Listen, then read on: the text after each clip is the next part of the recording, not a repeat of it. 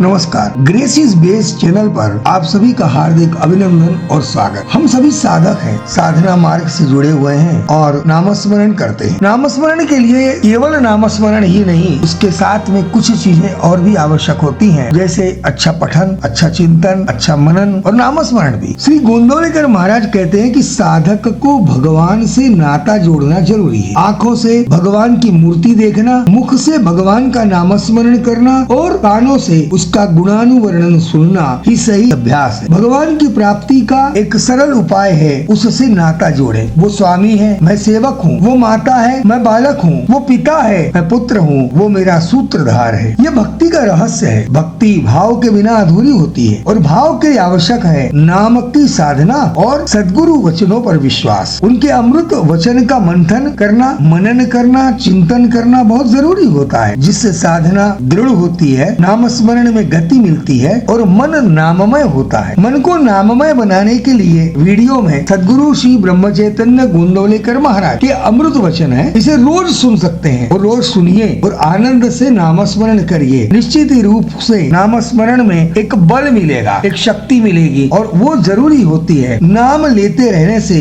अंतःकरण की शुद्धि होगी और अंतःकरण शुद्ध हुआ कि ईश्वर से प्रेम होगा। श्री महाराज से किसी ने पूछा कि महाराज, आजकल इतने यंत्र निकले हैं, तो क्या ईश्वर की प्राप्ति के लिए भी कोई यंत्र है? इस पर श्री महाराज जी तुरंत बोले, हाँ, उस यंत्र का नाम है भगवत नाम, राम नाम। इस यंत्र में कभी जंग नहीं लगता और सबको प्राप्त हो सकता है और वो आसान है। आपके मन में नाम के बारे में कभी संशय भी आता है या विकल्प भी आए या कोई भी विचार आता है तो आने दो, डरने की बात नहीं है। नाम आग्रह पूर्वक लेना चाहिए। अपने आप धीरे धीरे सारे संशय, विचार, विकल्प दूर हो जाएंगे और नाम बना रहेगा। जिस प्रकार एक कारपेंटर बहुत बड़ा मकान बनाने के लिए अपने आवश्यक जो औजार होते हैं वो एक छोटी सी थैली में रखता है, बॉक्स में रखता है, इसी प्रकार ईश्वर इतना बड़ा है, उसने सारी दुनिया की रचना की हुई है, उसका पालनहार है, लेकिन ईश्वर इतना बड़ा होते हुए भी उसे प्राप्त करने के लिए एक छोटा सा नाम ही बहुत पर्याप्त है। इसलिए भगवत नाम का बहुत महत्व है। सूर्य हमें प्रकाश देता है, यानी उसके कारण अंधकार अपने आप नष्ट होता है। उसी प्रकार नाम ईश्वर के प्रति प्रेम बढ़ाता है, हमारे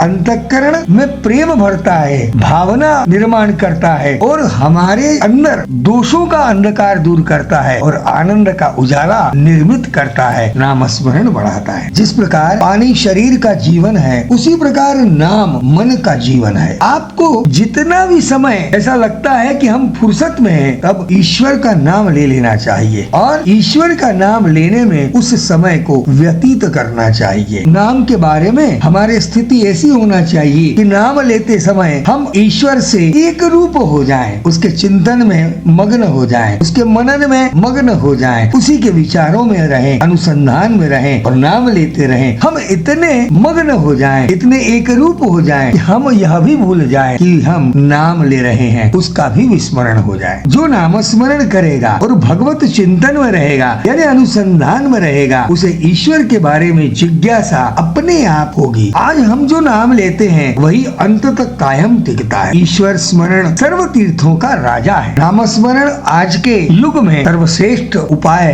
भगवत प्राप्ति के लिए है। महाराज कहते हैं कि भगवान और भक्त के बीच में जो जोड़ने वाली कड़ी है वो नाम स्मरण है। जितना अधिक हम नाम स्मरण करेंगे, भावयुक्त नाम स्मरण करेंगे, तो निश्चित ही रूप से परमात्मा हम पर कृपा करेंगे, सद्गुरु हम पर कृपा करेंगे। आप श्री महाराज से कब जुड़े, कैसे जुड़े, आपको क्या अनुभव हुए, इस संदर्भ में भी आप कमेंट करके हमें बता सकते हैं, हमें अच्छा लगेगा। महाराज के संदर्भ में आपको कोई अनुभव आए या नाम के संदर्भ में आपको कोई अनुभव आए, अवश्य आप कमेंट करिएगा। आप ये चैनल सब्सक्राइब करें और ये वीडियो अपने मित्रों को अवश्य रूप से भेजें, ताकि उनके जीवन में भी नाम हो, उनका भी जीवन नाममय हो, आनंदमय हो, आप सभी का जीवन आनंदमय हो, नाममय हो। इसी शुभेच्छा के साथ आपका मित्र चंद्रशेखर तापी। नमस्कार, प्रणाम।